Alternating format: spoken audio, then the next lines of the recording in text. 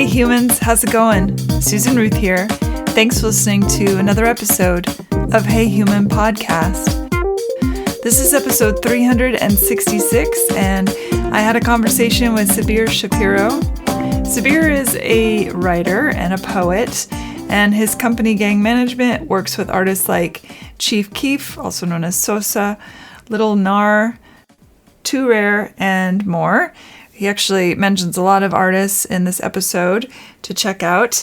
He's working on a book and a screenplay titled White Sex, and he reads an incredible poem that he wrote about conversations with his grandmother when he was young and how that affected him. It's a really stunning poem, and it's so beautiful. We talk about generational trauma, oral histories, creativity, music, poetry, racism, so much. It was a great conversation. I could have talked to him forever. We really sort of went in a bazillion different directions, and I really enjoyed it. So I'm excited for you to hear this episode. Check out heyhumanpodcast.com for links and to learn more about my guests and the show. Check out susanruth.com to learn more about me and my other artistic endeavors. Follow Susan Ruthism and Hey Human Podcast on social media.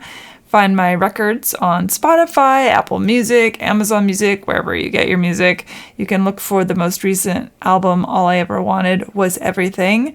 Check out my sex and relationship show with sexologist and healthcare practitioner Mara Edelman. It's on YouTube under Are We There Yet podcast show. Rate, review, and subscribe to Hey Human Podcast on iTunes or wherever you get your podcasts. It's super helpful. I really appreciate it. It pushes the algorithms to the places they're supposed to be. And it's just a nice thing to do. So please do that. Thank you for listening. Be well, be kind, be love. And here we go. Sabir Shapiro, welcome to Hey Human. Well, thank you. Thanks for being here. Yeah, and thank you to Rachel Kais, who introduced us. Yeah, it's Rachel. That's my homegirl. Good people. Yeah, she's awesome. I love her. She's great. She's been on the show too. Well, let's get into it. Where are you right now? Right now, I am in La Crosse, Wisconsin. I am sitting on the Mississippi River in my car right now. Nice. I know Wisconsin. You do? I have people that lived in Baraboo. They've passed, but yeah. Okay. I think I've been through Baraboo a couple times. Yeah, it's tiny. Yeah, it's real tiny. When I was a rambunctious youth, my parents threatened to send me to live with my aunt and uncle in Baraboo. Oh boy. Boy. Anyway, where are you from originally? Where'd you grow up? Milwaukee, Wisconsin. That's where I was born and raised a long time ago, back in the 70s. Medium-sized family. I got a brother and a sister and my two parents. Mom and dad, they're still married. I think it's 57 years next month. Yeah, I was the youngest of three. There's advantages that come with being the youngest, and I took advantage of all of those advantages. Yeah, did you sneak past all of the parental stuff? I feel, as the youngest child myself, I feel like by the time the youngest comes along, the parents are so exhausted, they just sort of let you do whatever you do. That's exactly what happened. And it was a situation where my older siblings, my brother and sister, they weren't necessarily, well, my sister was bad, but like they weren't necessarily bad kids. My sister was, but they weren't really bad. So it's sort of like you said, they wore them in, they broke them in. And, I didn't have too much to deal with by the time it was my time to come along. It was like a 7-year difference between me and my oldest brother. So yeah, by the time I came along, it was pretty smooth. Were you planned? I was not. I was accidental, and I'm 7 years younger than my brother, too. I believe, you know what? I was the only one that was planned. Yeah, and I get that story a lot because what happened was my mother didn't want to have any more.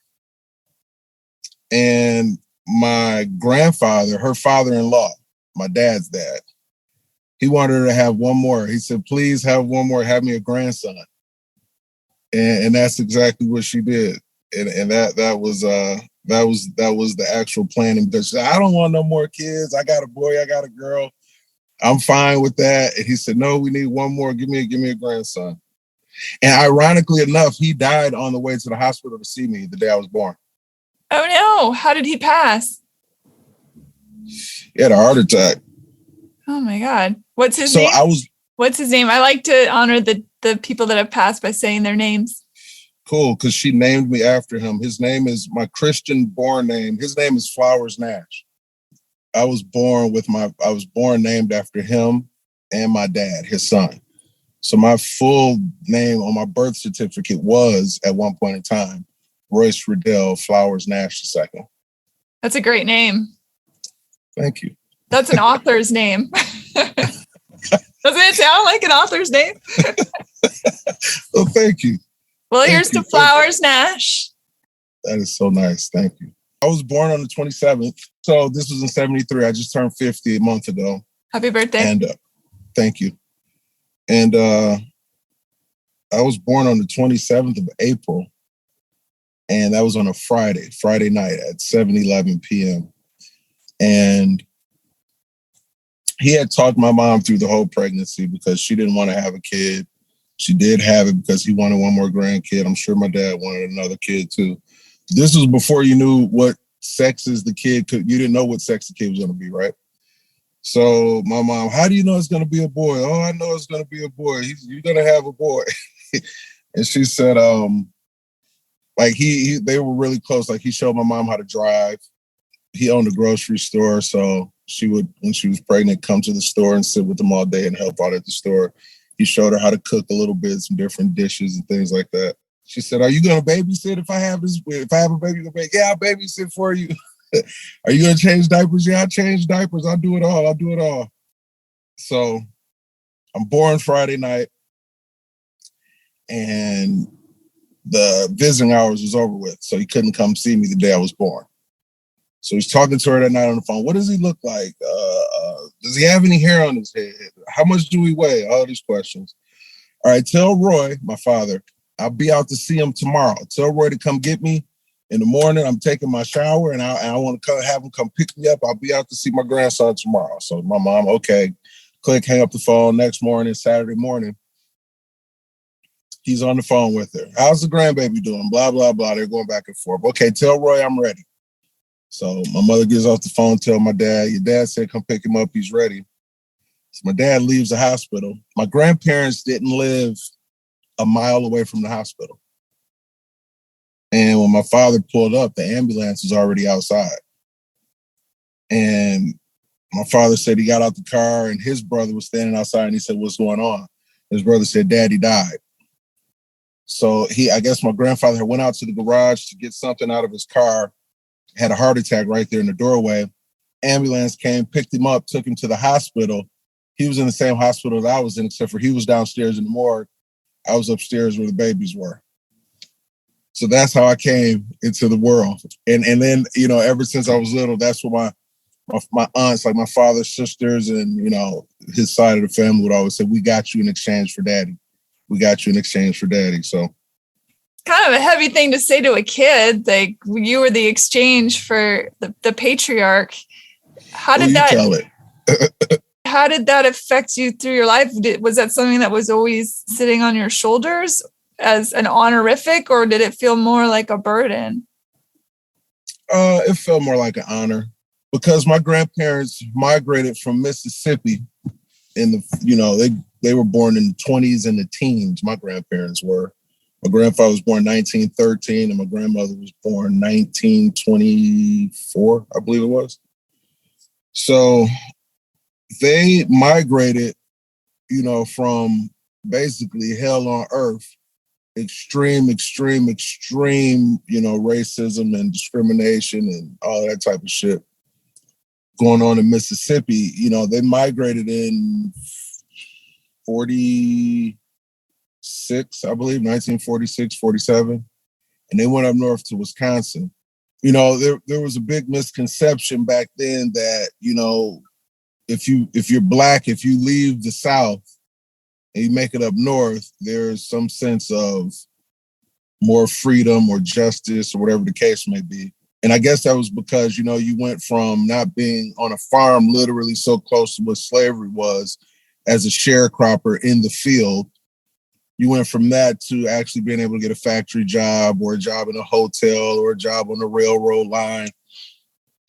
So I guess there was psychologically a little bit more dignity to the positions that were offered up north. But at the same time, the racism was just as strong, if not stronger, up north. And because the difference is, up north, it goes underground. It's, down south, they're going to call you how they feel about you. We don't like niggers around here. They're going to say that down south. Up north, they're not going to say it. They're just going to treat you like it. So it can be, you don't really know who your friend is up north. The lines aren't drawn as clear. So I say all that to say my grandfather and grandmother, when they migrated, the mass migration, and they came up north, they did pretty well for themselves when they got up north. Very entrepreneurial. And this is why I took the name as an honor, because he was very entrepreneurial. When they reached Milwaukee, they bought a home. They immediately opened up a boarding room for other people who were coming from the south to up north. And they leased out rooms in their boarding room. That boarding room expanded into them starting a church. And especially back in those days, churches were the staple, of the Black community. So that instantly put my grandmother and grandfather, mainly my grandmother, because my grandfather wasn't really a church man, but it put them in a position of leadership within the Black community in Milwaukee. And then in the early 60s, he opened up a grocery store. So he was one of the first Black men who ran a business in Milwaukee. And then that led into him and the rest of his kids, like my aunts and uncles. Everyone got into real estate and they did fairly well for themselves. So, and he had 9 kids. You know what I'm saying? So, between the church and the renting a house, rooms out, the boarding room housing situation, and the business that they ran, it felt like an honor, and it felt like large. Like the stories that I heard about him was he was a man's man, meaning he was a proud Black man.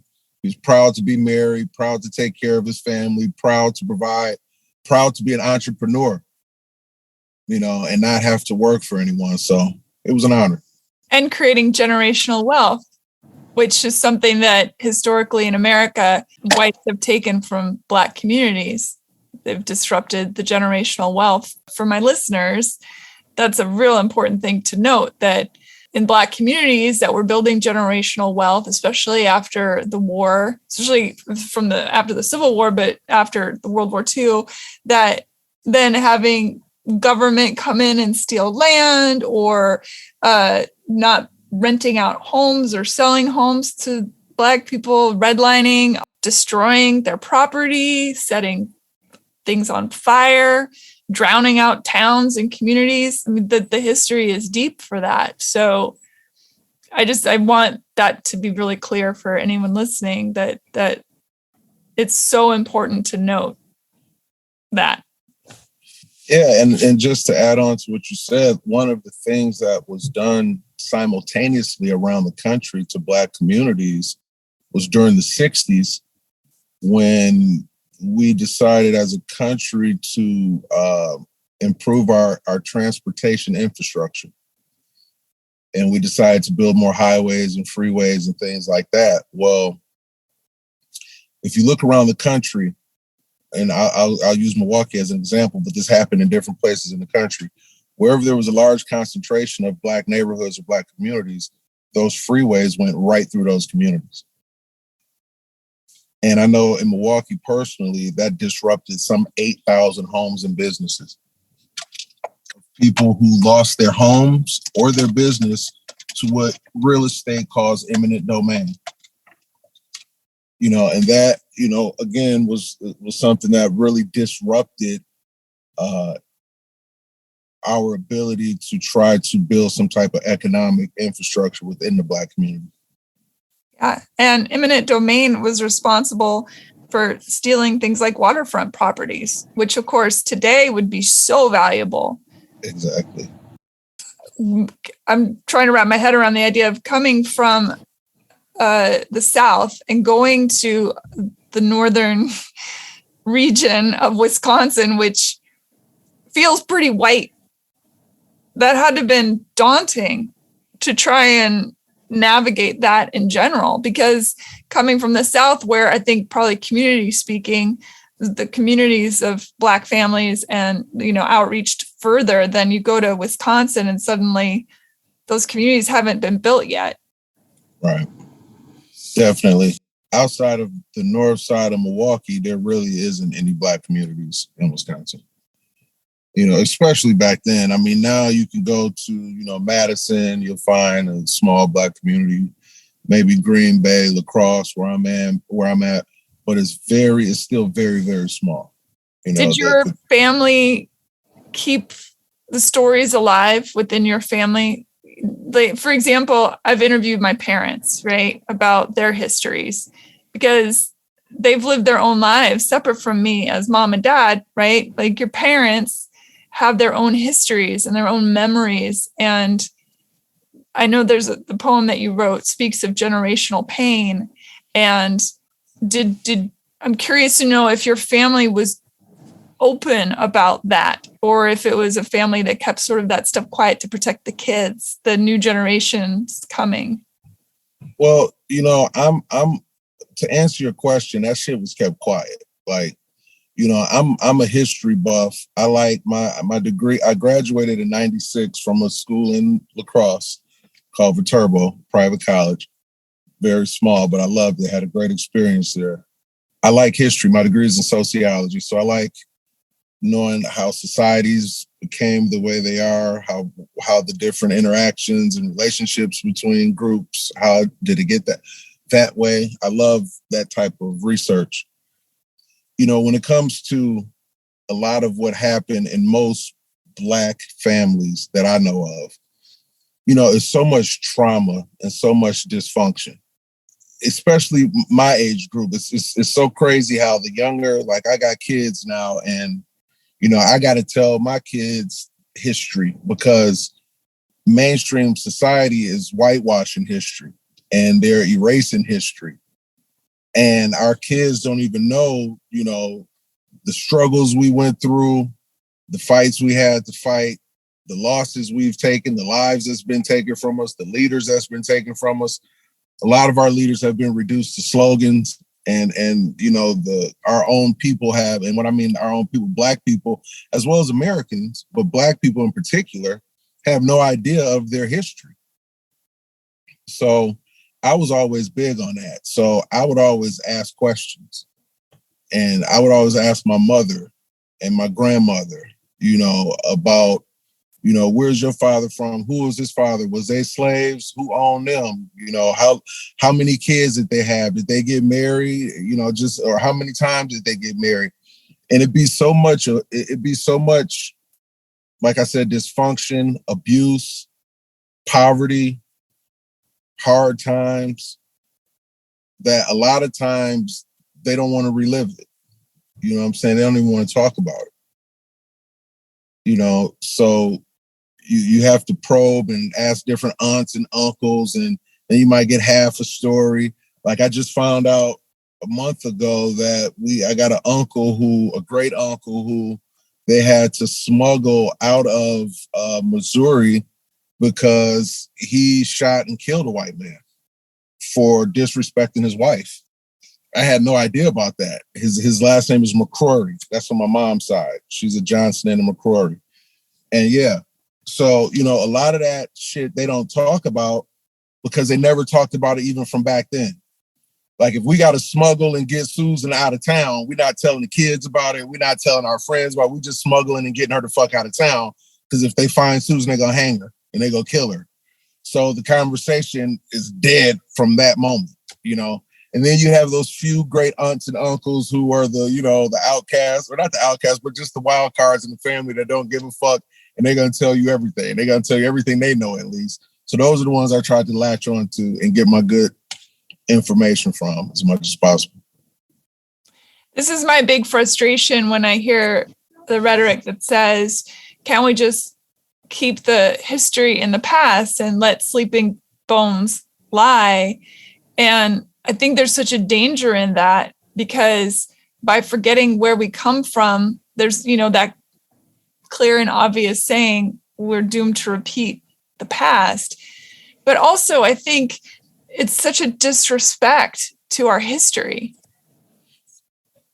You're so on point. I mean, it's amazing what you just said. I just got into like this fucking emotional, I hate that I reacted instead of responded. But I just reacted. And here's another thing in society as a Black man, they're going to label you as angry immediately. We can't be frustrated. We can't be fed up. We can't be exhausted. We can't be at our wits' ends. We're always angry.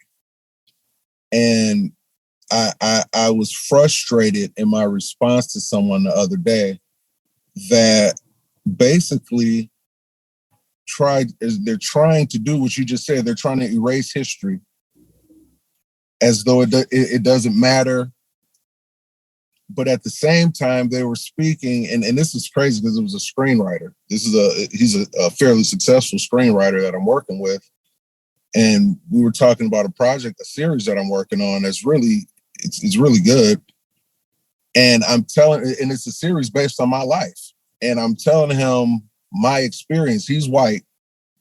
I'm telling him my experience, and he's debating me on my experience. Unbelievable. Yeah, I'm sorry. That's quite unfortunate. I mean, it's a weapon for some, and for others, it's just like, man, just take a second. You're not a bad person. You're not a hateful person. Breathe the air of someone else for just 2 seconds and see what that would feel like. The new thing, Susan, that I've been running into in these discussions with white people, and this is what actually prompted me to start working on the project I've been working on. The thing that I've been running into is there's this new, over the last 15 to 20 years, this new voice emerging from white people. I don't even know what your name, it's like a group. I don't know what to name the group, but it's this voice that's emerging that's saying, hey, get over it. We were oppressed too. And they go into these examples of how, well, my parents or my great-grandparents, or we didn't own slaves, or, we weren't rich and we had to work hard. And, it's this whole narrative, even as far as one guy says, oh, I'm Irish, I'm half Irish and I'm half Jewish.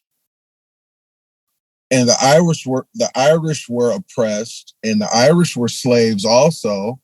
Mm-hmm. And he's going through this whole line of reasoning, and he's saying all this to say, and then he goes on to say, with Black people, I believe there's just a lot of self-loathing, and Black people are inherently violent, was the word that he used exactly.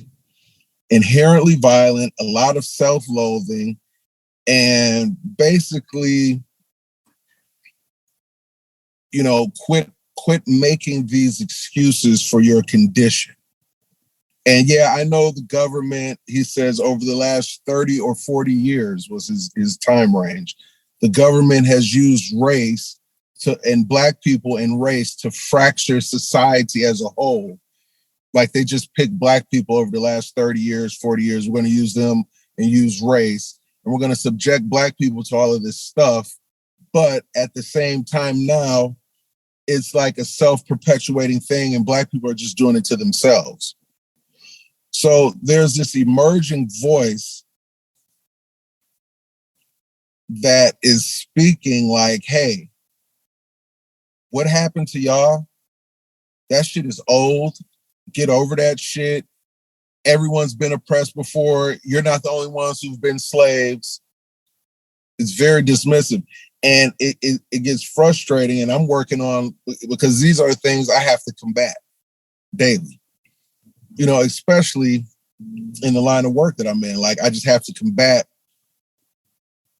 people from outside of our culture trying to speak for our culture, and you're misrepresenting how we think, how we feel, You're trying to paint us with a broad ass paintbrush, and we're all criminals, and we're all this, and we're all that, and it gets frustrating. I mean, he went as far as calling me, because when he said all of these things, I said, you will call Black people inherently violent. But if you study the history of Europe, and if you study how this country was founded, it was founded on violence. It was founded on murder. Absolute genocide, really. And if you look at the treatment in the history of this country, if you look at, okay, how have Black people treated white people and how have white people treated Black people? Where can you find footage or books written or history showing or whatever us lynching white people, attacking white people with dogs, coming to their house with mobs and dragging them out of their houses and killing them? Where do you see? You can't find a history of that. So when you jump to the conclusion that Black people are inherently violent, because you see how we treat each other in our communities. This is why he jumps to this conclusion. You overlook and you bypass all of the social engineering and conditioning that went into why our behavior is the way it is. You were speaking on earlier, you're overlooking the redlining. Okay, you're overlooking the discrimination in healthcare, education, jobs. You're overlooking the intentional destruction of the Black family with the welfare system, removing the Black man out of the home. The welfare system was first created, it was created for white women, and there was no shame in it. It was for white women who lost their husbands in World War II. And they got these big ass farms and they don't know what to do with it. And the government subsidized the land and gave them money to not grow food, or gave them money to go to school and learn how to become, agriculturalists and so on and so forth. Then welfare was fine. Then once they got on their feet and now Black women need welfare, okay, your man can't live with you if you're getting welfare. First of all, your man can't. So that's taking the Black man out of the home. So they overlook all of this shit that's done. They overlook how crack was intentionally placed in the neighborhood. They overlooked how fucking AIDS was intentionally set up on the Black community. They overlooked how back in the 60s it was heroin. They overlook all of that and say, well, this guy in particular overlooked all that and said they are inherently violent. And when we saw Will Smith, mind you, this is a Hollywood director and writer. So this is someone with influence. This isn't just some fucking racist dude standing on the corner talking shit. This is a motherfucker who has influence and power. He says, when we saw Will Smith walk up and smack Chris Rock, you know what the average white person thought, right? I said, no. What? What did the average white person? Once again, there's two dumbass niggers acting like niggers. I said, wow. You sure that's not just what you thought? You're saying that's what the average white person thought? No, I'm telling you. I mean, this is what the average white person, they may not admit it, but this is what they thought. Interesting. I think that person in your life has very much revealed themselves to you. But they're the same people who have this voice, hey, the first girl I fell in love with is a Black girl. And my best friend, he's your complexion. He looks just like you. And, that's these white people who they feel like because they went slumming with Blacks or they have these little experiences. It's not the up top experience of white culture. It's the, I fucked a Black girl, or I hung out with some Black dudes as gang members, or I smoked weed with the brothers. Those are slumming experiences. Fetishization of any race does not necessarily mean that you that you're on their side or you're with them or anything like that. I love how you said that. That's a historical problem as well. Exactly. That's the other thing is the whataboutisms, is that an Irish person talking about how people truly were discriminated against. Irish were, no dogs, no Irish. Those signs did hang in store windows. We all know what it's like to be Jewish in the world during certain times, and anti-Semitism is certainly on the rise. But it doesn't saying stuff like that, in my humble opinion, I can only go based on my own experiences, but it doesn't change the truth of the other thing. And it certainly shouldn't take away from the truth of the other thing. The two thoughts can live simultaneously. Irish people can and have been oppressed, fine. Black people oppressed, violently, Asians. It all can happen simultaneously. Right, as it did. Which doesn't, I've never been able to wrap my head around that. Well, but anything that follows those two words, well, but, yeah, they've already lost the plot in a lot of ways. Yeah, and I feel like, at the end of the day, this coming from a white male, you're trying to diminish my experience, and you're trying to comparatively diminish it. And that's where I run into issue because, even if we do talk about what the Irish went through, okay, we can go back to the Romans. The Romans had slaves. I mean, we can go back to the Arabs when they first invaded Africa. They were the first ones who they invaded Africa and turned Black people into slaves way before Europeans did. But with all that being said, there's still a distinct difference in slavery that took place in North America. And that distinct difference was this was chattel slavery. No other slavery had been such an extreme form of actual, this person is property, chattel, like a hog or a horse, or this is chattel. And not considered even a full human. At all. When he makes the point, well, the Irish, okay, sure, we could go down a long list of people who've been oppressed. That has nothing to do with what we're talking about over here. And if you're comparing the two now, that's when this back and forth is really, it's ridiculous. When he said, I'm half Irish and I'm half Jewish, my response was, well, Jewish is not a race. Jewish is a religion. How can you be half? I think it's both, but this is what my response was. I said, Jewish is a religion. Now, there are areas in Eastern Europe and throughout Europe where they say this is an area where Jewish people come from. But that's still a group of people that are practicing a faith and the Hebrew faith. And this is why I say that. To my knowledge, now maybe I don't have a monopoly on the information, but to my knowledge, from what I understand, the Hebrew faith is what's practiced. And there are different groups, the Ashkenazi, the Falashas, Sephardic. Right. So there are different groups of people who practice the Hebrew faith that go by different names. From what I was taught, the group of people who came out of Europe that practiced the Hebrew faith are the people who took on the name Jews. I think they were considered Jewish long before that, though. See, that's where Yeah. that's where I will be interested in anyone who did have information, because there's different back and forth that I've heard. It's a very old religion, very old faith. But the thing is if I'm Irish and Jewish, I can operate in the world pretty easily for the most part, at least today. And even back then, I mean, I suppose there were certain things that says, I look like an Irish person, or maybe, I don't know. But a Black person doesn't get to just sort of turn themselves inside out and suddenly not, you know what I mean? It kind of shows up a little bit stronger. That's what I told him. I said, the thing is you could be a white, gay, racist male and no one would have to know.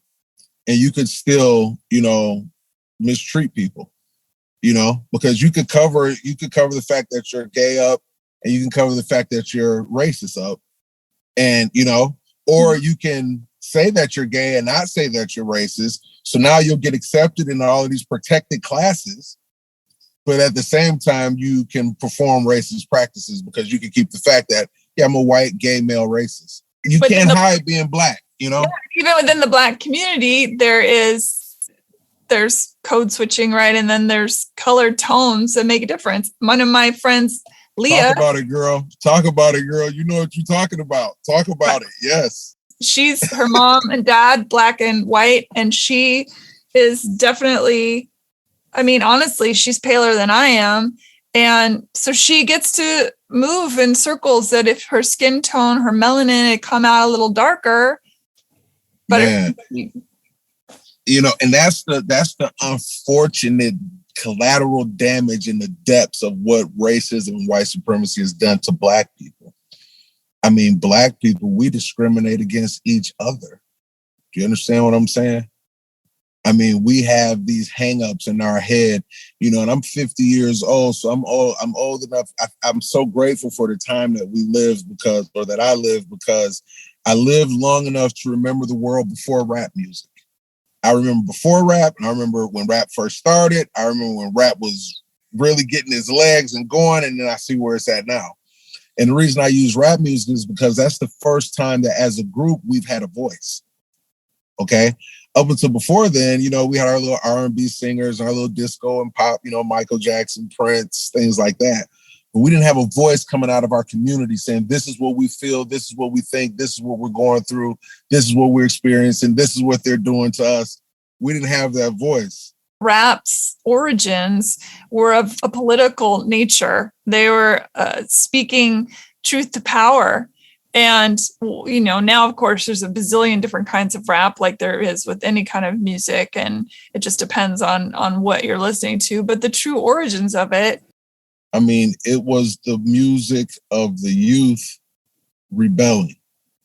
It was created because in 1973, Studio 54 was the hottest fucking studio on the planet in New York City. And that was the biggest disco where everybody's going into Michael Jackson when he's the hottest, you know, artist, and, you know, Elton John, everyone's in Studio 54. But what Studio 54 did not let in was the local average Black person from New York. They couldn't get in Studio 54. You had to be a celebrity. You had to be a star, or you couldn't get in. So because they couldn't get in those type of clubs, they said, okay, fuck it. We're going to hook up some turntables in the park. We're going to run some extension cords from the turntables all the way through a bunch of extension cords plugged up, going through somebody's window in the project, plugging into their wall, and we're going to party out here on the park. And it started off with DJs just catching what they call beat breaks. So like the beat is going on, then it break down, they'll catch that and they'll loop it and just go on and on. And then it went from them doing that to dudes coming out there, now they break dancing. And then it came out to the actual MC saying, wait a minute, we got these beats going on. Let me come out here and talk about us having a good time. So the first rappers, when you look at Curtis Blow, the Sugar Hill Gang, Grandmaster Flash and the Furious Five, they were the first ones that came with an actual message with a song called The Message. But when you look at Curtis Blow and the Sugar Hill Gang, they came with Rapper's Delight. When you look at Blondie, Rapture, it was all about partying and having a good time. Then Grandmaster Flash and the Furious Five came with The Message. And that's when rap took a turn, because that song, Don't Push Me, cause I'm close to the edge. I'm trying not to lose my head. It's like a jungle. Sometimes it makes me wonder how I keep from going under. We was really saying some shit at that point. Okay. So that's when we started speaking on the socio-economic conditions of our neighborhood. We started speaking on the injustices, police brutality.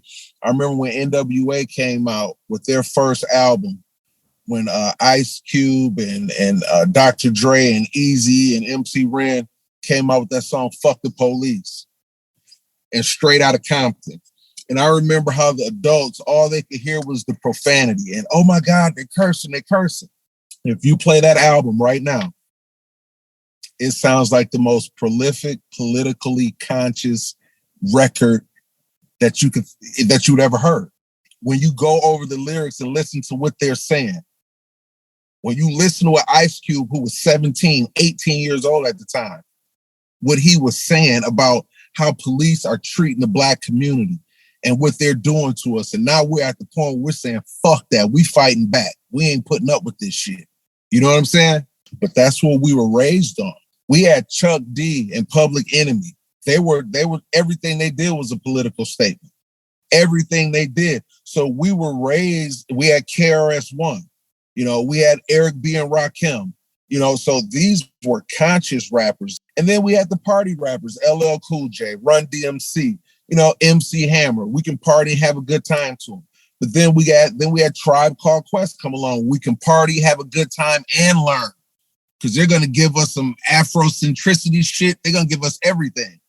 Then you got Nas, who, okay, here's another one that's changing the game, because Nas is speaking from the street corner, the dude on the street corner who's successful and conscious and aware of his surroundings, what's going on, but I still got to deal with this shit and rise up above this shit.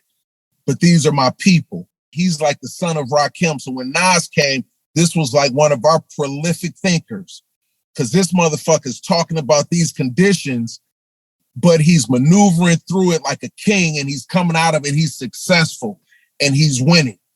And he's also articulating our struggle, our pain, our story, our suffering, our victories, our love, our hate. He expressing all of that shit better than Shakespeare. Growing up in that period and growing up like where I grew up in Milwaukee, Wisconsin, like I was there when that's why I talk so much about race, because Milwaukee, Wisconsin is one of the most segregated places on the planet. It's historically one of the most racist cities. Like I said, Jeffrey Dahmer, I was there the other day, Jeffrey Dahmer got arrested. The infant mortality rate for babies born in Milwaukee County is worse than anywhere in the country. And it's worse than some third world countries. The zip code I grew up in, 53206, that zip code leads the nation in locking up Black males. Leads the nation, which means it leads the world, because America leads the world in locking up its citizens. Well, I think about the fact that this country was built with the blood, the sweat, and tears of Blacks and the Chinese. And then I think, well, okay, and then we have the prison industrial complex, which is making billions of dollars on what? Oh, the blood, sweat, and tears of the Black communities, for the most part. Slavery ain't went nowhere. It's just been refined. It's just been refined. And as Ani DeFranco said in one of her songs, sure, we don't lynch really anymore. We've moved on to the electric chair. Yeah. We don't call them slaves anymore. We call them criminals. Once you're a criminal, we can take all your rights. We can lock you up and you got to do what we say, and you're working for free. And if and when you do get out of prison, you now have something attached to your name for the rest of your life, so that becoming a member of society is very difficult, hard to get driver's licenses, you can't vote anymore, so your voice is completely removed. So whatever it was that created the circumstance that you went to prison in the first place, even if you do figure your shit out or whatever, and you get out, your voice is gone. You don't even get a chance to vote for things that would change the system. Yeah, it's a whole process of being dehumanized and erased. And, here's the thing, though, and I'm going to keep it real with you, Susan. And this is where I bump heads with and get into it with Black people a lot, okay? Because here's the thing. We can sit here and pontificate and analyze and go over all of this shit about what's wrong with everything and how it got this way. People make a fucking living off of our dysfunction, just studying our dysfunction. And, well, the Blacks, they do this, they do this. And, it's enough information. We're in the age of information where we can look up and find out anything, information has replaced intelligence for the most part. Okay. So we're in that age. So I'm to this point personally, Black people, it's time to be accountable for our condition and our shit. Okay, reparations, yes, that is an issue that needs to be addressed. But it can't be addressed until we are accountable for our shit and on the same page. We are so divided and fractured as a people. just amongst ourselves, that I find myself moving beyond this whole black thing and just getting into, look, there are either miserable people or there are joyful people. I don't give a fuck what color you are. Because I ran into so many black people who do shit to keep us in a fucked up position that ain't got nothing to do with white people. Like, your behavior has nothing to do with white people. How you treat other people, how you act, how you carry yourself, how you behave, how you talk to people, how you interact, which, like, just all of that shit, that's a personal choice that you make every day. And, you know, I ain't gonna sit up here and say, oh, black people suffer from self-loathing and blah, blah. No, it's a lot of fucked up shit that's been done to us. And there are some things that need to be repaired. You know what I'm saying? There are some things, we have been fractured to the point where we do need to be compensated for what's happened to us. But once you get to that point, okay, you're still gonna have to be accountable for yourself. Or if I'm being honest, you know, I understand the social engineering. I understand all the shit that's taking place. But at the end of the day, personal accountability is what I got to go by. And black people, we have to be accountable for how we act. If I can sit up here and say all this other shit about white people, and I ain't even talking about white people, I'm talking about what the system who is ran by white people, what it has done to us. If I can point all of that out, I can also point out, okay, what are we doing to ourselves? Well, that's my whole point of both things can exist at the same time. And other people's oppression can exist at the same time. And racist and non-racist can exist at the same time. I know everybody's exhausted. Everyone has generational trauma. We all have skeletons in our closet. There's all this pain that humanity carries. But I think there has to be a moment where we hold hands and say, like, this pain is ours. It's not yours. It's not mine anymore. It's our pain. It's a collective pain. You know, I think we have to let people be who they are. You know, and this is what I've always said. Like, if you find some hillbilly white boy from fucking wherever he's from that just don't like black people, you know, like, to me, you can't make people, you know, to me, you cause more problems when you try to force people to be a certain way that they don't want to be. But we've all seen little kids from all different races interact with each other and are the human race, right? They don't know they're not supposed to like each other. I truly believe that hate and racism is taught, whether it's subtle teaching, whether it's being undermined, or whether it's overt teaching, like if your grandfather was, in the Klan or something. Definitely.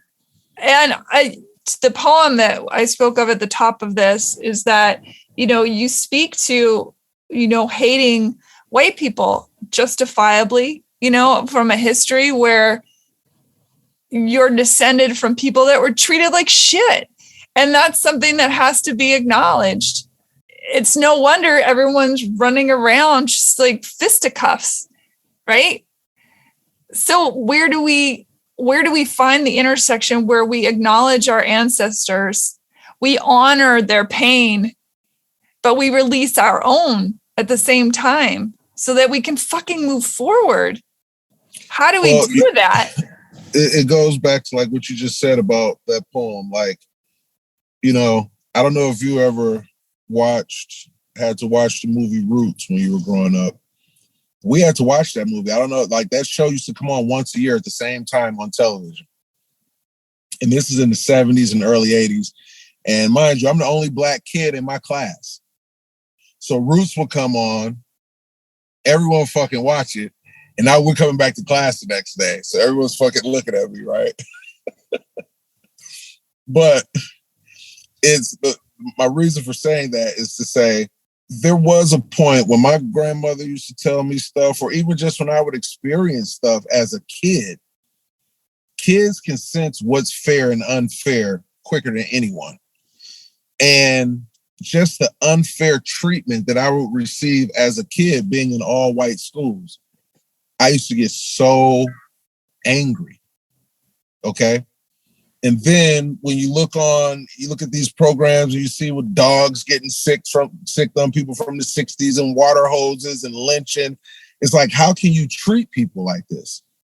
So as a kid, my anger was hate. Like, I hate you.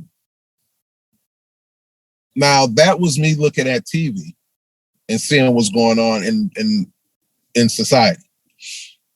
When I'm at school every day, I have my little different experiences where, I dealt with the prejudice and the racism and discrimination and all that. But I always had one or two white kids that was cool with me. So it was like this stream of consciousness. Even though I'm seeing everything that's going on, I always had these one or two that was, no, we're not all like that. No, we're not all like that. Not necessarily them saying it, just by how they treated me, how they acted, their behavior. They're showing me we're not all like that. They would speak up when there was some bullshit. No, that's bullshit. They would put their selves on the line in different situations. And then another thing, like, I'm just not a hater. So when I was a kid, I felt like, I hated that white man who did that, those white men who did that. Or if I saw a movie and I hated them KKK, them white people, I hated them. So I had to understand, because I'm just not a hater. Like, I can't just sit, I don't care if you're a racist. Okay, that's your shortcomings. That's your shit you got to deal with. I feel sorry for you. I don't hate you. I feel sorry for you. I think now, like, once again, the other day in that conversation, I run down all of the shit of why Black people feel the way they feel and shit that has been done to us. And when I get finished saying all of this, the guy tells me, you know what? You're a racist.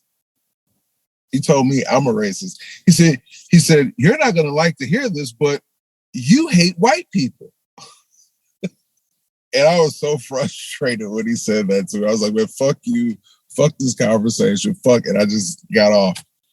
But after I it's like we can't even explain what happened to us and how we feel about it without being called racist and we hate white people. And I'm like, dude, you are projecting right now. The shit that's been done. I have every right to feel the way you're saying I feel. But I'm saying I don't feel like that. I'm saying that when you look at all of these things, it's frustrating. Especially when you're fighting these same battles every day and people continue to act like they don't get it, they don't understand, or you're just making some shit up. It's not like that. Well, and the truth of the matter is, when a white guy wakes up in the morning and he goes about his day, he gets to just go about his day. I imagine I can't tell because you're sitting down, but you look like you're a pretty decent sized Black guy. You've got braids in your hair, you operating in your daily life. I feel like you probably have to look over your shoulder a lot. Awesome. And how is that fair?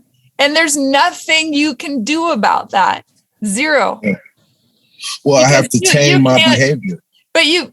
But what does it even mean? Like, you don't get to operate as just a human being moving through the world. And that's the point. It's like the argument that I've heard from a lot of, let's just say, conservative side of it. And I try to listen to what everybody has to say because I'm curious about what everybody has to say. But the idea that if we teach our kids this history, that our white children are too fragile, they can't handle it, they shouldn't have to hear this. To your point, kids know what's fucking fair and what the truth is. And the truth of the matter is, you operate in the world in a different way than someone your same age, this is from Wisconsin, who doesn't have as much melanin in their skin. It's just a whole nother, you walk into a bank and that pains me to say, I don't want to believe that to be true, but I'd be an idiot to not know that's true. Do you know what I mean? Like, we all have that Pollyanna, well, not all of us, some of us don't care, but there is a Pollyannic want of what the world should look like, but that doesn't mean that that's the reality. Mm-hmm. Again, I'm preaching to the choir, as they say, but No, but you're making very good points that people need to hear and acknowledge, because at the end of the day, I think you said it earlier. I mean, there's only one race, and that's the human race.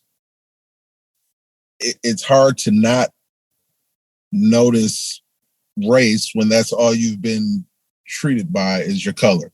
Like you said, when I walk down the street, just even my tone of voice, I can't get too worked up. I can't get too excited. I can't get too passionate about anything because I'm angry now.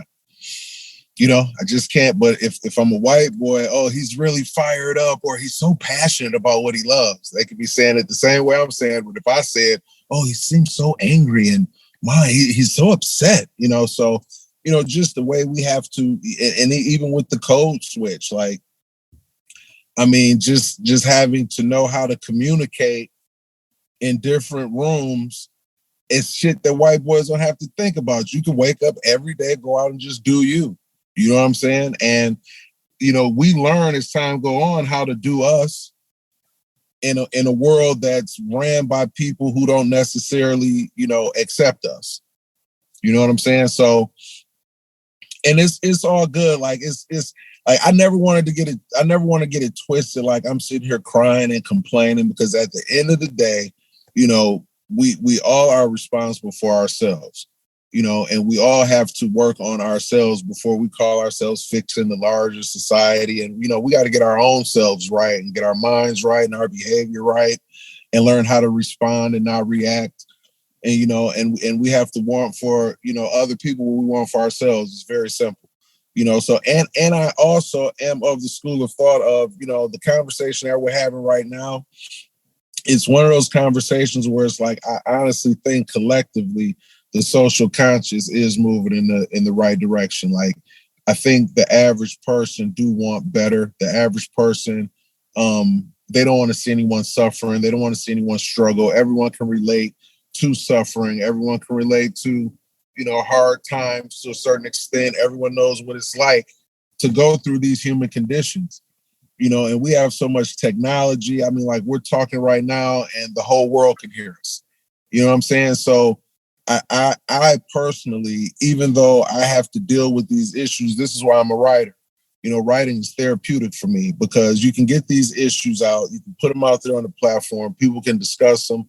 People can, you know, reflect on themselves and their behaviors and their thoughts, because that's where it starts, with us fixing ourselves, you know, and just being accountable for ourselves. So I honestly do, with everything we've talked about, because it's been kind of a heavy load of topics.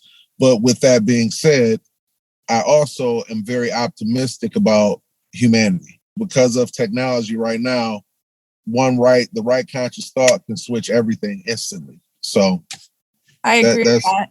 Thinking back on what you were saying about the music and how music was such a great mouthpiece for change, specifically in rap, right? I think Rachel mentioned. Well, yeah. I work with a company, Gang Management, GMGT. You can get it on Instagram at Gang MGT. So GANGMGT. That was started by my brother, my close friend. He's my brother. I call him my brother, Idris. His name is Peter Pan. And him, along with a group of good guys, Reg out of New York, Cash out of Philly, myself, and it's really a solid group of individuals. But we work with and manage some of the biggest artists in the game right now. Mainly, my partner Idris. He started managing Chief Keef, who is an icon in the culture. He started managing him a little over 10 years ago. We're still working with Sosa today, along with the rest of the guys, Glory Gang, and these are guys out of Chicago. And they have basically been the trendsetters in a genre of hip-hop music known as drill rap. It's an amazing story of some young Black men who really made it out of a situation and an environment in which death is an everyday thing, you know, and poverty and, you know, drugs and homicides. That's just an everyday thing. I've always taken my hat off to these young guys and I've saluted them because so many of us don't make it out of those conditions. You know, these guys grew up in the projects on the south side of Chicago. You know, by the time they're 9, 10, 11 years old, they're already in gangs. And really before that, they born into that. The families they come from, that's uncles, brothers, fathers. So you have no choice. I always tell Sosa, that's what we call Chief Keef. I always tell Sosa, you know, the ancestors chose you. You know, I mean, this kid is really a fucking genius. He's not, you know, if you just look at him when he's rapping, I mean, yeah, he's good at that, whatever. If you knew behind the scene the work that this kid puts in, you know, he produces all of his own tracks. You know, I've never seen him write anything. He just steps up and says his shit. And he's constantly working. I mean, the way everything he got set up, I mean, he does his own fashion, his own, you know, his own design on games, just everything. You know, he's constantly working. He's made a way for himself, his family. He's taken care of his family since, you know, he got his first deal with Jimmy Iovine and Interscope Records when he was 16 years old. And he signed for $6 million. And I believe he's 27 now. So he's been taking care of his family. He's been the man of the house for the last 12 years of his life, since he was 14 years old.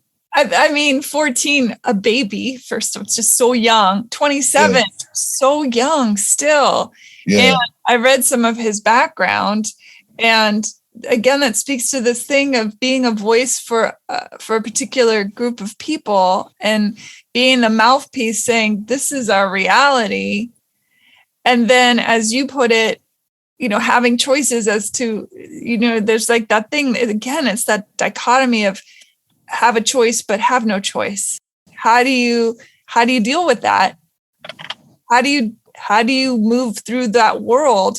And then what responsibility do you have when you, as you say, are given a gift from God to be the spokesperson, if you will?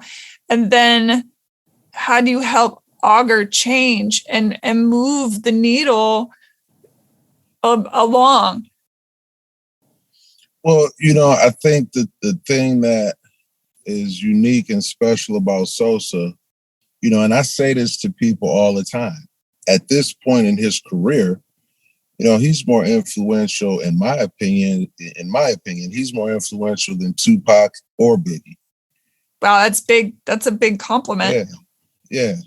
And the reason I say that is because not only did he godfather in a whole new genre of music, okay, but if you look at the controversy that he sustained and that he's been through before he signed his deal, I mean, everything from people thought he was dead and got shot and killed by the cops to him shooting back at the cops to being locked up, caught with guns, you know, just the on and on. If you just look at all of the controversy that he's weathered the storm through and sustained, and to find him now 10, 11, 12 years later in the game, and now he's doing capsules with True Religion, Adidas, rest in peace, Virgil, before he passed on. They did some things with the Off-White. And to see that he's a leader, he's still a leader and a trendsetter. If you look at what he's doing, others are still following. Mm-hmm. And he has a cult-like following.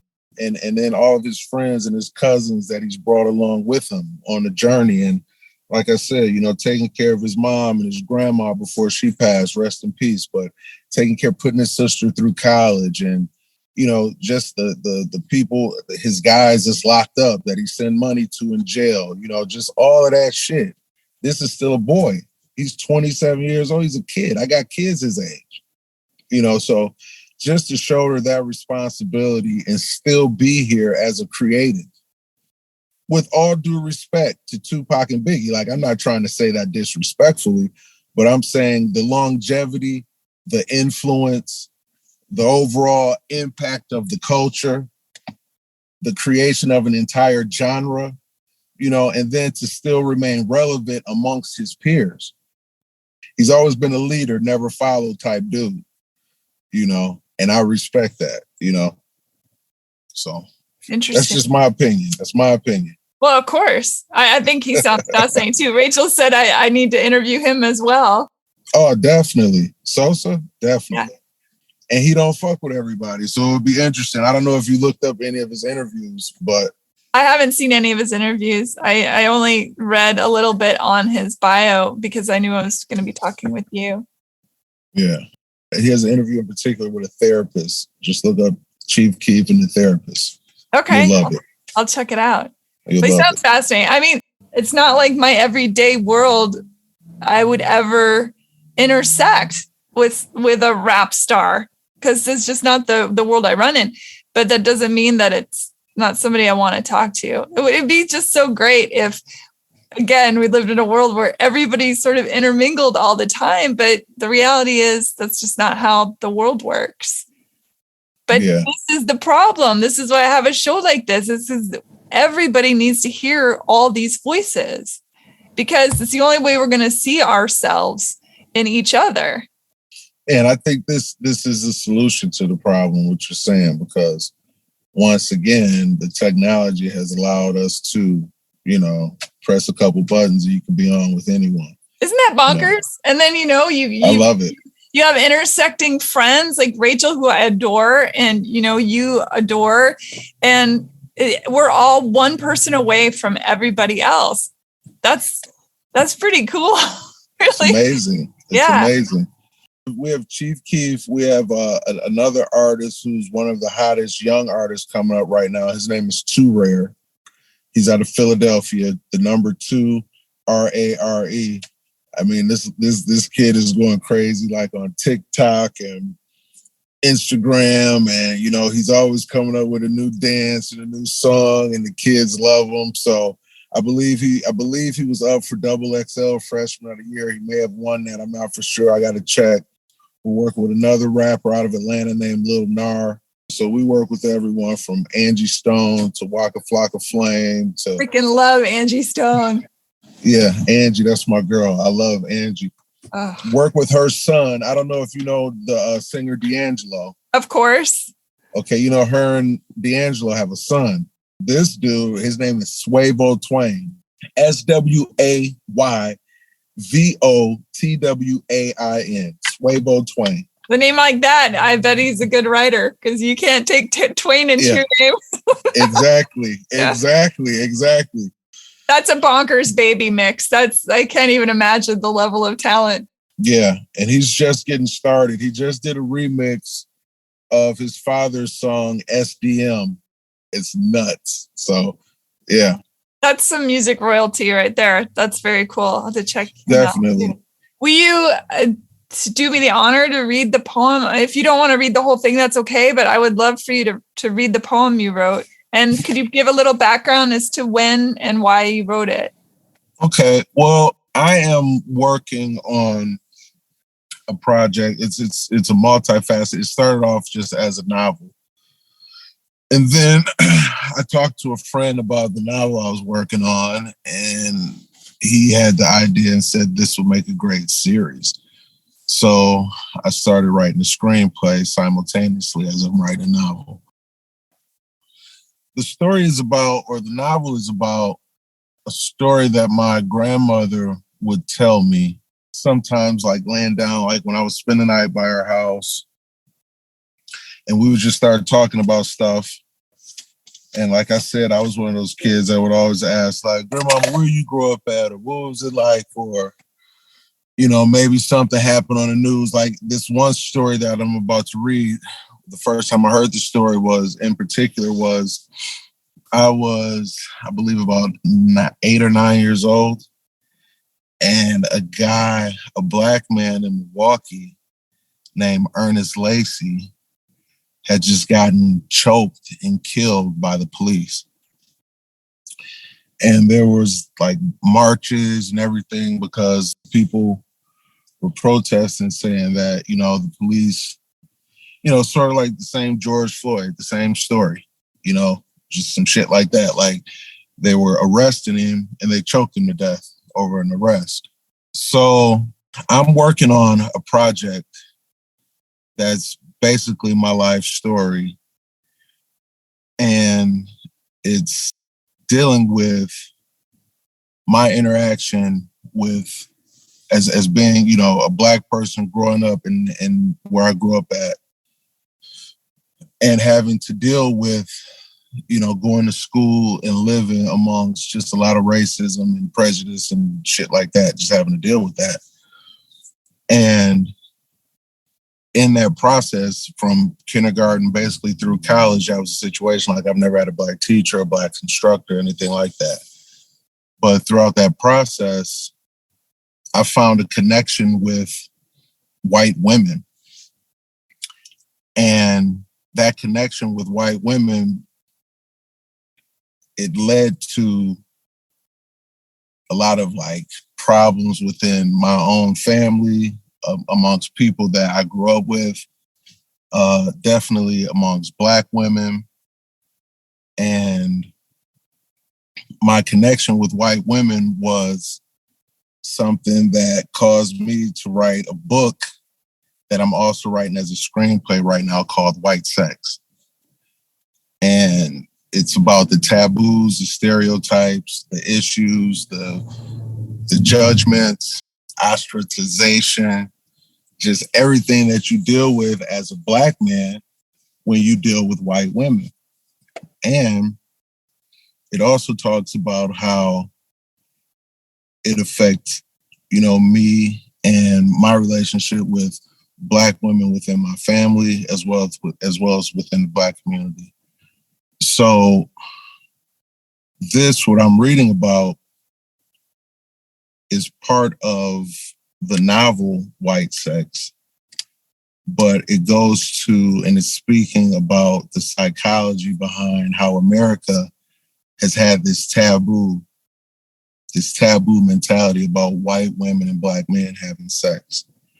And the story that my grandmother told me when I was younger had me so full of hate and rage that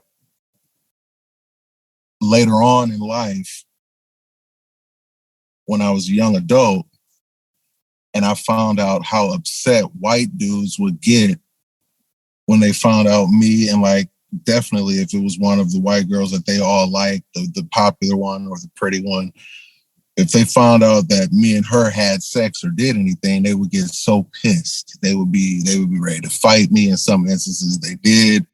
I saw how much that upset them. And that upset them to the extent that being called a nigger upset me. So that whole psychology of, do I like this white girl for real, or am I fucking her on some revenge sex to make white boys upset? Just this whole confusion about having sex with white girls led to white sex. So this selection that I wrote is part of the psychology that I was going through throughout all of that. What have we done to each other? Where has the humanity in humans gone? I'm often consumed with issues of race, and it's exhausting. I'm sick of feeling like I have to continuously defend and justify my existence. Where I'm from, we learned early on not to show feelings. That's a sign of weakness. What? If I cry and complain, that'll make everything better? Nobody cares about my feelings. I'm tired of feeling misunderstood. I'm so over having to be understanding. How I feel and what I think don't matter to the rest of the world. Black men aren't valued. Fuck feelings. We pay such a large price just to feel worthless. Fuck the world. I think about what my father and his father had to go through, living in a country that thrives upon the love of hating and killing Black people. Black men in particular. Victims of terrorists and living in a system of terrorism. The stories of murder and torture were often the subject of late nights with my grandmother when I was still only a child, no more than 7 or 8 years old. I could see that old white racist bastard plain as day right now, just like it was yesterday. I heard this story at least 100 times by the time I was 8 years old. But each time she told it, it felt like the first time I heard it. She was only 4 years old in 1928, living in Walnut Grove, Mississippi, when on a late August night, a gang of about 13 horsemen wearing white sheets surrounded the house and demanded that her grandfather came out. As she would tell the story, I could sense her pain of recalling the situation. It was as though her voice would find a deeper sorrow with each sentence. The bedroom would be dark, and only the street lights and moon would allow me to see the tears swelling up in her eyes. My head would be laying on her stomach.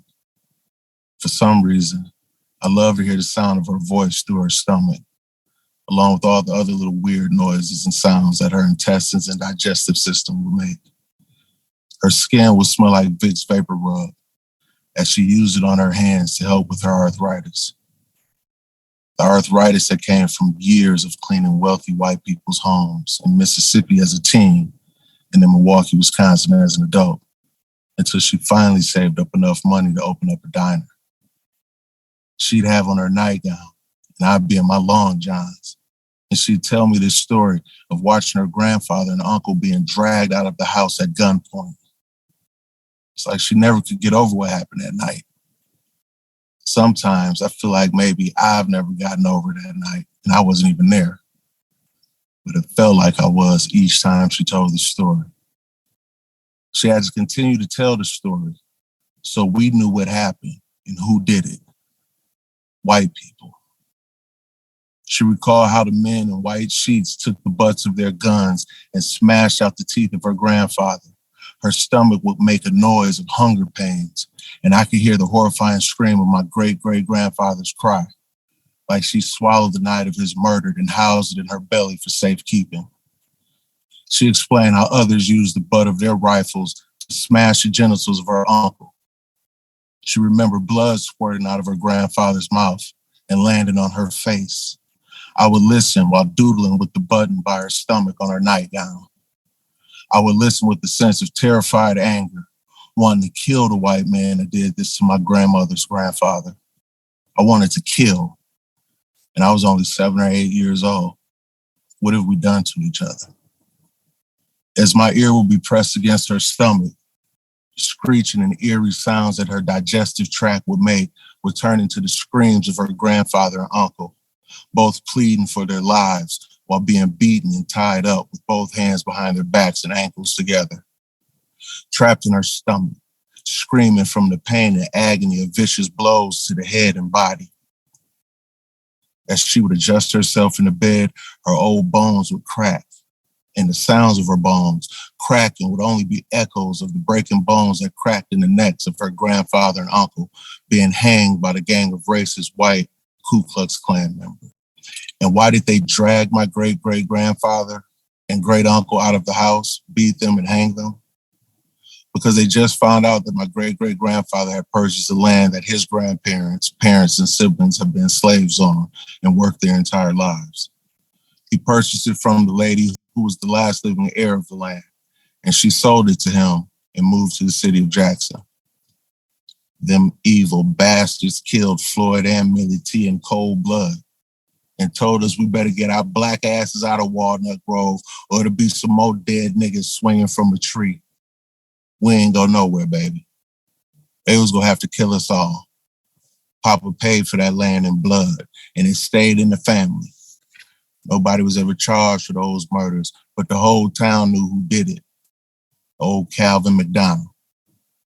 Baby, don't you ever trust white folks, you hear me? She'd always say that when she finished the story. Yes, Grandmama, I'd say into her belly with tears of anger.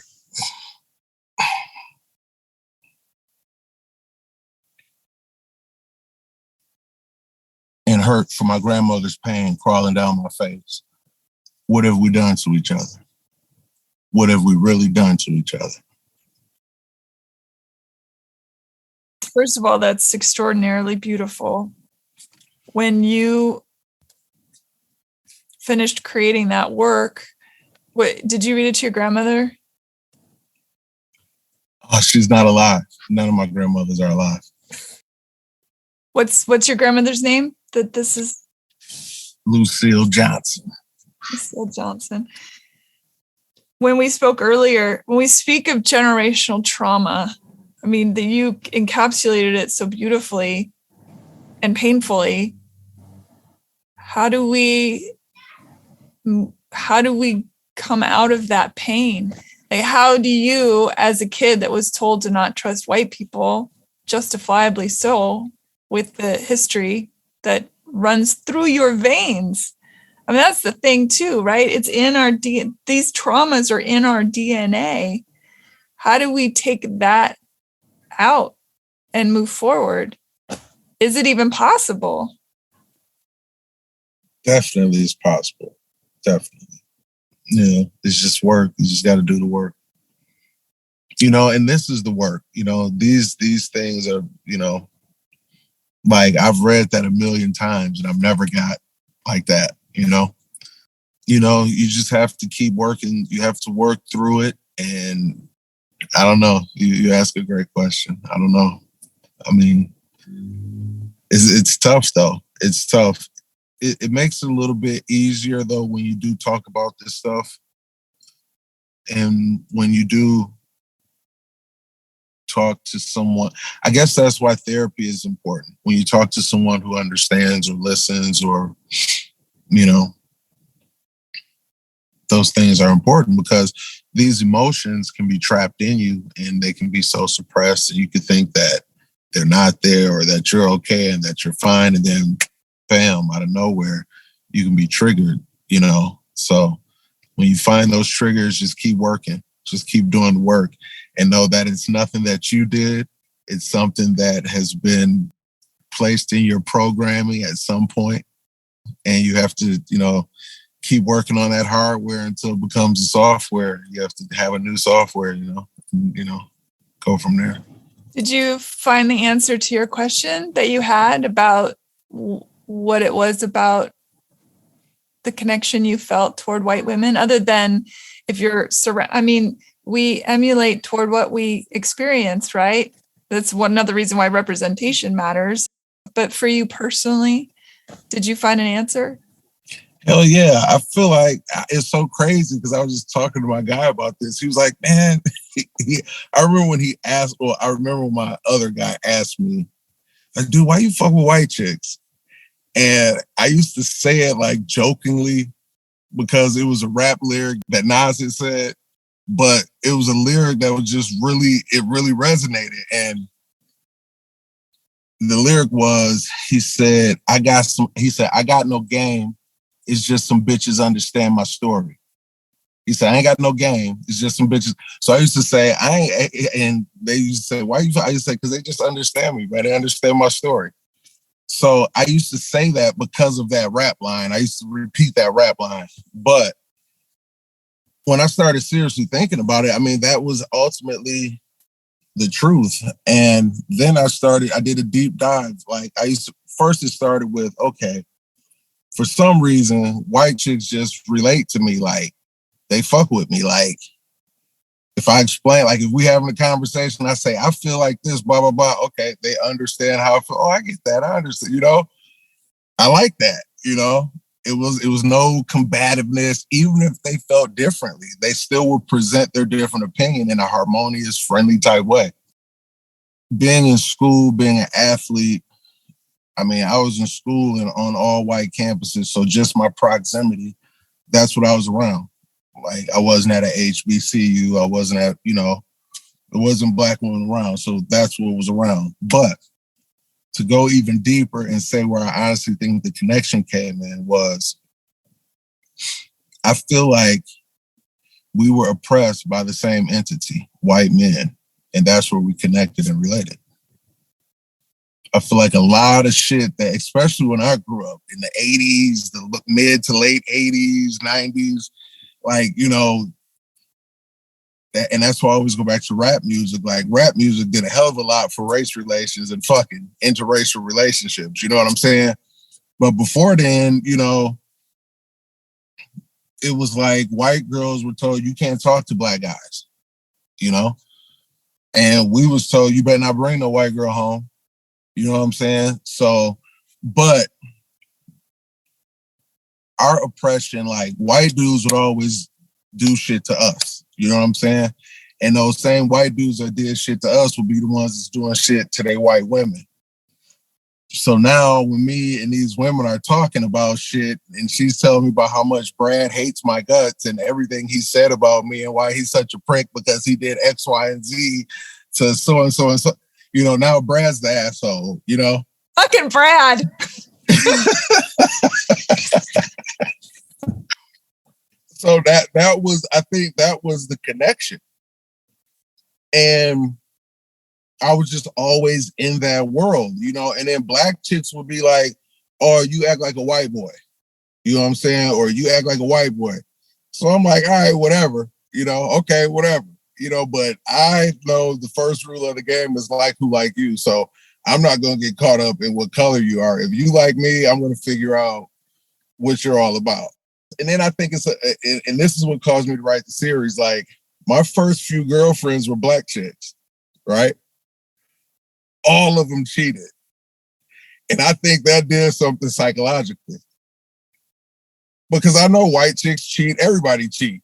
But those first three, this was like my freshman year in high school. I was in love, right? She cheated like a motherfucker.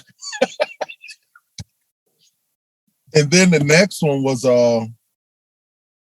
my senior year in high school. And that's when I really thought, okay, I'm in love because she was in college.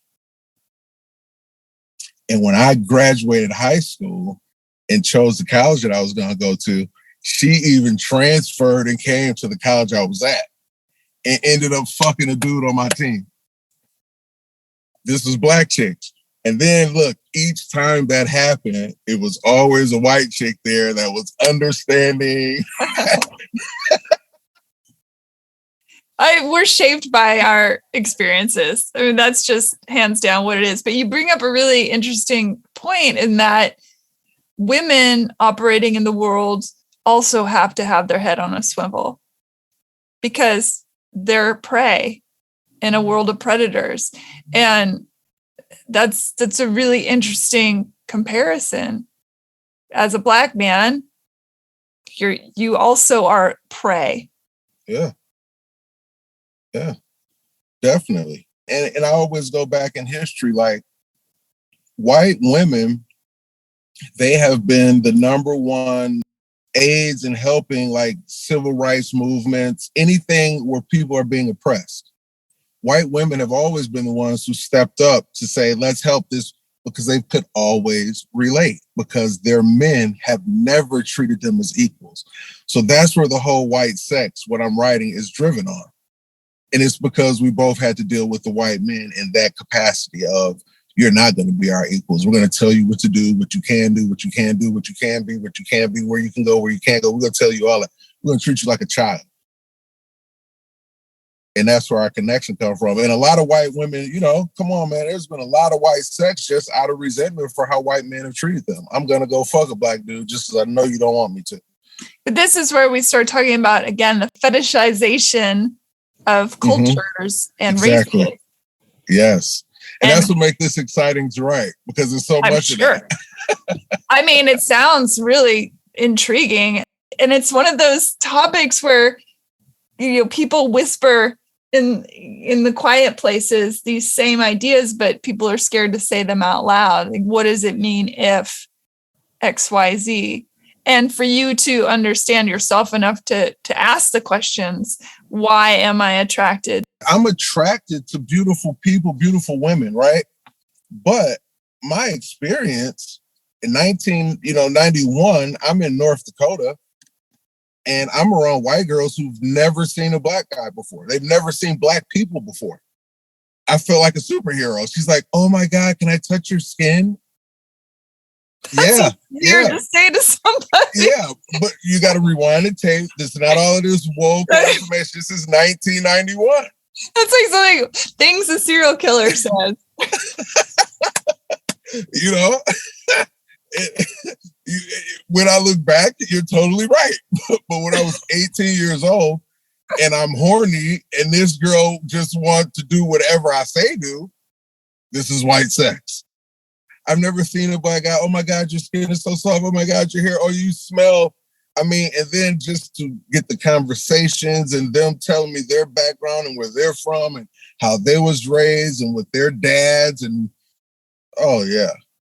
How, as a father, you say you have children, how, as a father, has your experiences to now helped you shape their young minds? And you said they're in their 20s now. So how has that been, seeing how they navigate the world?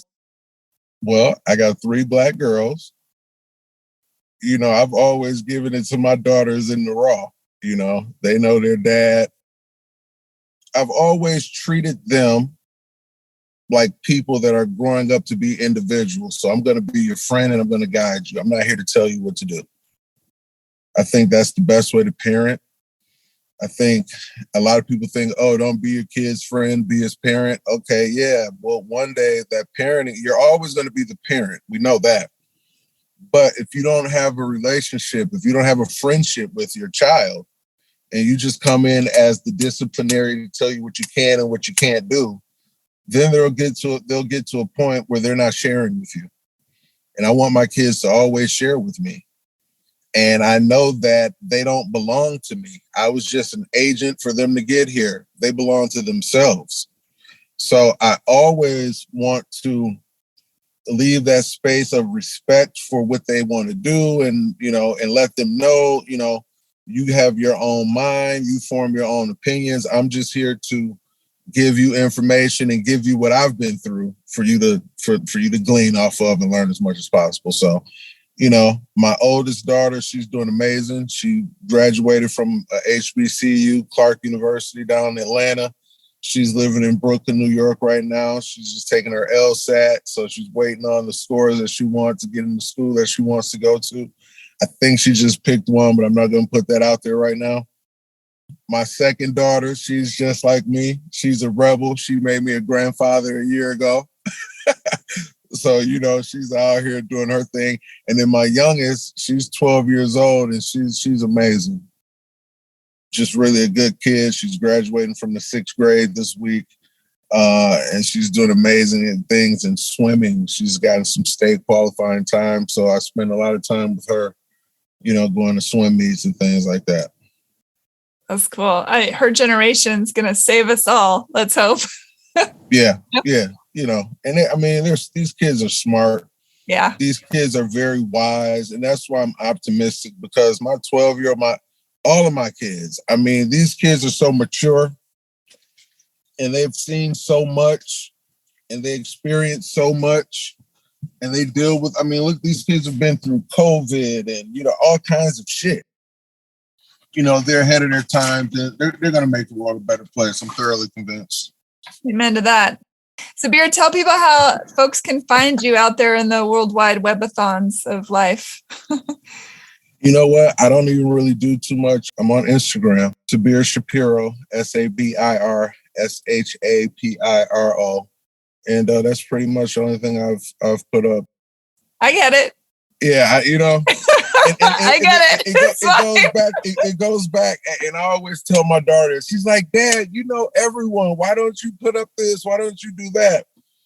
And I said, baby, because it's like we live in this era, y'all era of, like, when we came up, you really had to be who you said you were. You know, like, you had status without putting up a post. Like, you went places and people knew who you were and what you represented and what you did. And you couldn't sit behind a keyboard and make up this fake persona and all these things. So I try not to get caught in it, because I see so many people around me, especially, you would be amazed how many people that are in the industry that really get into the likes and the follows, and they're like so wrapped up in that. I used to post shit all the time on my stories, but I scale back, and when this novel wraps up, I will try to utilize it for what it can be beneficial for, as far as promoting that and things like that. Yeah, and you're welcome anytime to come back and talk about the novel. We didn't really even dig into that very much, but I feel like we covered so much good stuff. Thank you. Thank you so much. I had a great time. It's super fun. Yes, it was. Thank you for listening, everybody. Bye. Rate, review, and subscribe to Hey Human Podcast on iTunes or wherever you get your podcasts. Thanks. Bye.